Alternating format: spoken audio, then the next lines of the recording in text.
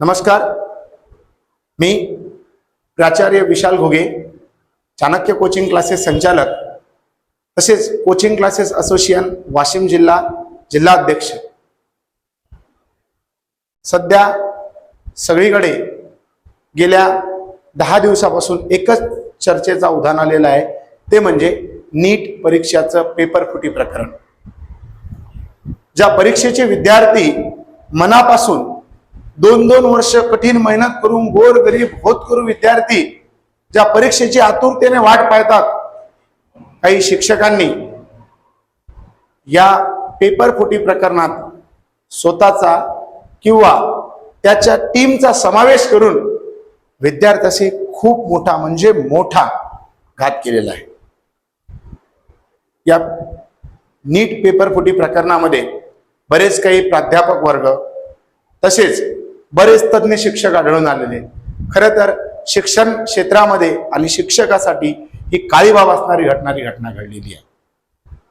आज जे गोरगरीब कुटुंबातील विद्यार्थी आहेत ते मेहनतीने त्याच्या यशाच्याकडे पाऊल वाट करून, कित्येक विद्यार्थी आहेत जे विद्यार्थी आतुरतेने रिझल्टची वाट बघत होते आणि परीक्षा झाल्यानंतर 5 ते 7 दिवसांनी कळालं की नाही की नीटचा पेपर फुटला। एनटीए जी या पेपरला कंडक्ट करते, हा पेपर तयार करते, एवढी मोठी टेस्ट तयार करणारी एजन्सी भारतातली, जर तिचा पेपर फुटत असेल तर आम्ही भरोसा ठेवायचा तरी कुणावर, हा प्रश्नचिन्ह विद्यार्थ्यासमोर आणि त्यांच्या पालकांसमोर तयार झालेला आहे। मी आज सर्व विद्यार्थ्यांना आव्हान करतो की या सर्व झालेल्या घटनेला एका निगेटिव्ह पॉइंट न घेता पॉझिटिव्ह पॉइंट न घ्या।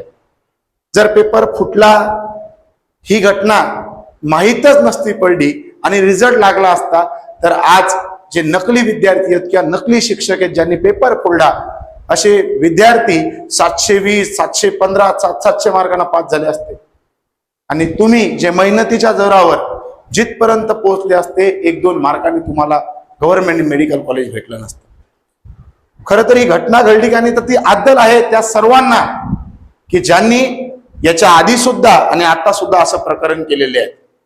मी विद्यार्थ्यांना सांगू इच्छितो की या पॉइंटला निगेटिव्ह न घेता पॉझिटिव्ह घ्यावं। यानंतर अशा काही घटना घडणार नाहीत। 21 जूनला होणारी जी एक्झाम आहे तुमची नीटची, याला तुम्ही तुमच्या यशाच्या मेहनतीच्या जोरावर सामोरं जा आणि नक्कीच सांगतो की यावर्षी जो रिझल्ट येईल तो खरा रिझल्ट येणार आहे। आपल्या सीबीआयनं ज्या प्रकारे चौकशी केली 2-3 दिवसामध्ये, खरोखर मी मनापासून आभार मानतो की या सगळ्या सीबीआय ऑफिसरचे आणि जे यामध्ये इन्व्हॉल्व जे काही शासनाच्या ज्या काही कमिट्या होत्या, जे सर्व लोक होते, त्यांनी एकूण एक धागा दोरा या देशासमोर आणला। खरं तर शिक्षक याचं काम आहे ज्ञान प्रदान करणे, नाही की असे पेपर फोडणे किंवा विद्यार्थ्याला पेपर देणे। खरं तर विद्यार्थ्यासोबत केलेला त्यांनी केलेला हा सगळ्यात मोठा अन्याय आहे। यामध्ये आपल्या महाराष्ट्रातील काही नामांकित कोचिंग क्लासेसचे संचालक तसेच नामांकित जीवशास्त्र विषयाच्या मॅडम आढळलेल्या आहेत।